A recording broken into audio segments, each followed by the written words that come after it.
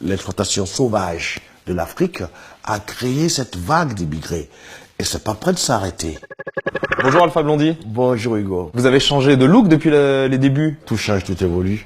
Et puis je reviens de la Mecque, évidemment. Mais avant, vous étiez un peu Rastafari. Je suis encore Rastafari, mais je suis Encore musulman. Être un Rasta, c'est une philosophie. Et être un chrétien ou une confession juive, c'est une religion. Vous sortez un nouvel album, Human Race. Human Race. Yeah. De quoi il parle cet album? Ben, il parle de la beauté de la race humaine. Moi, je suis résolument convaincu que l'être humain, il est bon. Est-ce que vous fumez toujours des joints? Non. Plus du tout? Ça fait 25 ans. C'est vrai? Oui. D'ailleurs, dans ma loge, il est interdit de fumer. C'est vrai? Et dans mon groupe, je peux dire sans prétention aucune, nous sommes le seul groupe reggae où personne ne fume des joints.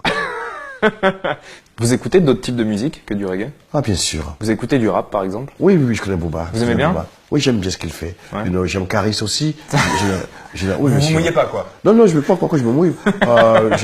J'ai reçu Caris dans ma radio à Abidjan, Ouais. ok, avant leur duel à Orly. Ça arrive. Tu vois, Qui se disputent, ouais. les égos, ça arrive. Ok, la mienne est plus grosse que la tienne, tu vois, ça arrive.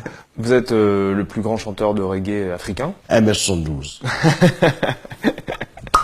Comment va l'Afrique en 2018? L'Afrique va très bien, l'Afrique a son rythme. Et l'Afrique, tu comprends, est le futur réservoir qui viendra à la rescousse du monde. Vous avez pris des positions assez souvent sur la question des migrants. Vous aviez lancé un appel à l'Europe, quelque part, pour qu'elle accueille les migrants, pour qu'elle soit responsable face à ce qui se passait. Il y a deux constats que je fais. Il y a déjà la démission des gouvernants africains avec leurs complices européens. Ils ont encouragé des coups d'État qui ont déstabilisé les États. Ils ont mis des présidents démocratiquement élus par les armes au pouvoir qui savent que leur cause à eux, ils s'en foutent de l'Afrique, ceux-là. Le militaire, tu comprends, comme on dit, il n'y a pas assez de place sous le casque pour le cerveau. La démocratie militaire, ça n'existe pas. C'est des dictatures. L'exploitation sauvage de l'Afrique a créé cette vague d'immigrés. Et c'est pas prêt de s'arrêter. Je ne sais pas comment on va empêcher un jeune d'aller vers le pays de ses rêves. Il s'en fout qu'il vienne dormir dehors en France. Il s'en fout. Parce qu'il a vu son cousin Seydou, ok, qui a fait un selfie sur la tour Eiffel. Mais il sait pas comment Seydou il vit ici.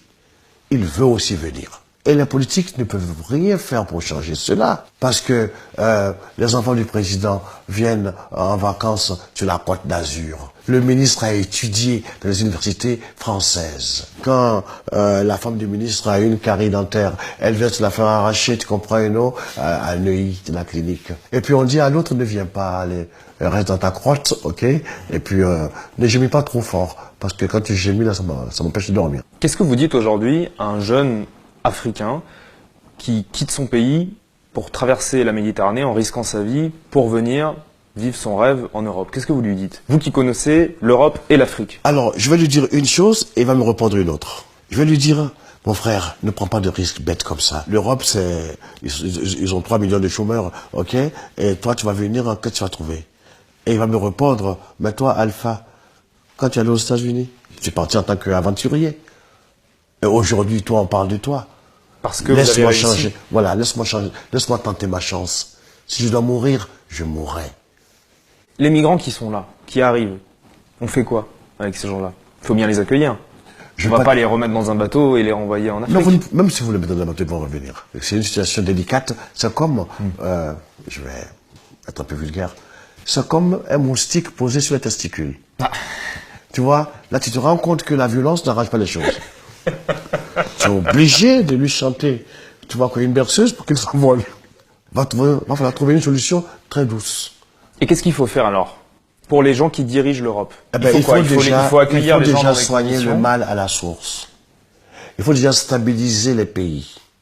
Il faut que le transfert de technologie se fasse. Comment donner les moyens, les industries pour transformer nos matières premières. Il faut forcément créer des usines qui vont occuper les jeunes.